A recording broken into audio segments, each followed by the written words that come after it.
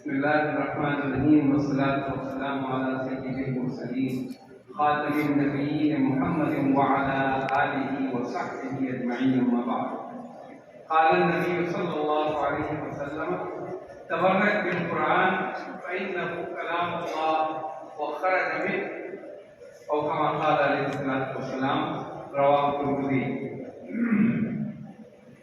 بڑی اچھی بات ہے، بلکہ گفتگو سب لوگوں کی اس بات کے ارد گرد ہوتی رہی کہ اللہ کا کلام. میں نے بھی سوچا فرمان رسول سے ایسا فرمان لاؤں جو اپنے خون سے اپنے دامن سے باندھ کر آپ لے کے چلے جائیے، پوری زندگی کام آئے. اللہ کے رسول صلی اللہ علیہ وسلم نے فرمایا تبرک بالقرآن، قرآن کریم سے برکت حاصل کرو، فإنہ کلام اللہ، اس لیے کہ وہ اللہ کا کلام ہے. ابھی آپ کے سامنے یہ تشریح کیا ہے کتاب اللہ کلام اللہ، اس لیے کہ وہ اللہ کا کلام ہے، وہ خرج منہ، اور اللہ کے اندر سے نکلی ہوئی بات. اب ذرا اس پر غور کیجیے آپ. یہ اورنگزیب عالمگیر رحمۃ اللہ علیہ کی بیٹی تھی زیب النساء. زیب النساء فارسی میں قادر الکلام شاعرہ تھی. ان کے فارسی کلام کی شہرت ایران تک چلی گئی. ایران سے دعوت نامہ آ گیا کہ زیب النساء کو اس کلام کے شاعر کو ایران کی سلطنت طلب کر رہی ہے، ایرانی لوگ دیکھیں گے اتنا اونچا کلام کس کا ہے، فارسی کا. تو دوستو زیب النساء کے پاس پیغام آیا، بادشاہ کے پاس حضرت اورنگزیب عالمگیر رحمۃ اللہ علیہ کے پاس شکایت بھی آئی کہ آپ کی بیٹی شاعرہ ہے، فارسی کی قادر الکلام شاعرہ ہے، تو یہ آپ کے شریعت اور پردے کے خلاف ملک کا ٹور ان کے سامنے ہے، ملک کی دعوت ہے ایران کی، ان کو جانا چاہیے. وہ پریشان ہو کر حویلی میں آئے اندر، بیٹی کے سامنے وہ دعوت نامہ پٹک دیا اور کہا لو شاعری کرو، پوری دنیا گھومو. ابھی جیسے ایک شاعر اسٹیج پر آئے تھے، وہ گھسا ہوا کلام لاسٹ میں وہ کوئی وزن نہیں، وزن شعر نہیں، لیکن پکڑ کے اس کو ربڑ کی طرح لمبا کر، ایسی شاعری نہیں، فارسی کی قادر الکلام شاعرہ. جب ایران سے دعوت نامہ آیا تو اندر گھر میں بادشاہ گئے حضرت اورنگزیب عالمگیر اور کہا شاعری کرو، دنیا گھومو. اس پر ناراض ہو کر زیب النساء نے اسی لفافے کے دعوت نامہ کے پشت پر ایک کلام لکھا. میں یہی کہہ کے اپنی بات ختم کر دوں گا، اس لیے کہ دو جبال علم پیکر علم و عمل نائب ناظم عمارت شریعہ بخاری شریف پٹنہ.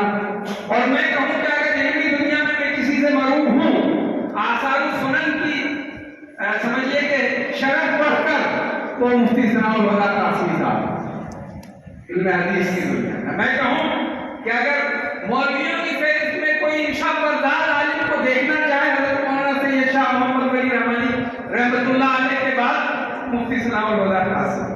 یہ تو میرا تجزیہ ہے عبد المتین رحمانی کا، اور اہل علم کا تجزیہ بہت کچھ ہوگا. میں یہ عرض کروں کہ اورنگزیب عالمگیر رحمۃ اللہ علیہ اسی دعوت نامے لفافے پر بیٹی نے ایک مصرع لکھا. وہ مصرع میں سنا دیتا ہوں اور فوراً اپنی جگہ چلا جاؤں گا.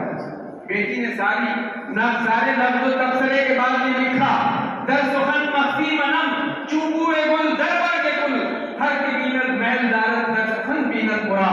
میں تو ابو جان میں اپنے کلام میں پوشیدہ ہوں، جس طرح گلاب کی پنکھڑیوں میں خوشبو پوشیدہ ہے. جو مجھے دیکھنے کی تمنا کرے گا وہ میرے کلام میں مجھ کو دیکھے. اس خاکی جسم کو دیکھنے کی کیا ضرورت؟ جسے اللہ سے ملاقات کرنی ہے وہ اللہ کے کلام میں اللہ کو دیکھ کے ڈھونڈ لے، اللہ سے ملاقات ہو جائے. یہ تو آپ کے لیے پیغام ہے. یہ تکمیل حفظ قرآن مجید کی مجلس ہے اور آغاز شاندار تھا شوال میں، اور یہ انتہا کی مجلس ہے.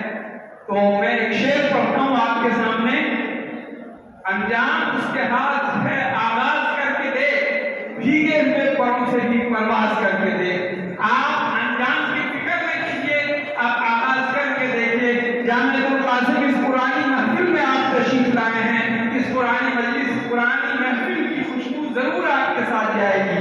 اگر آپ نے محسوس کر لیا کہ اللہ کے کلام میں اللہ ملتا ہے، ہر روز صبح اٹھ کر سب سے پہلے نماز فجر کی ادائیگی کے بعد اللہ کا کلام جانے نہ جانے، پڑھیں نہ پڑھیں، اللہ کے کلام سے چھوڑ لیا تو صاحب کلام کی رحمت آپ کی طرف متوجہ ہوگی انشاءاللہ۔ بس حاضرین کرام، اس طرح مولانا ضیاء اللہ ضیاء رحمانی نے کہا بڑی ناسپاسی ہوگی، ناشکری ہوگی، اور اس ذات گرامی کا شکریہ اگر ادا نہ کروں جس نے اس انجمن کو سجایا ہے، جس نے آپ کے لیے، ہمارے لیے، اس پورے مجمع کے لیے محفل قرآن مجید کے انعقاد کا موقع فراہم کیا ہے، آپ یقین مانیے اللہ تعالیٰ ان کی روح کو ضرور اس محفل کے برکات، حسنات اور اس محفل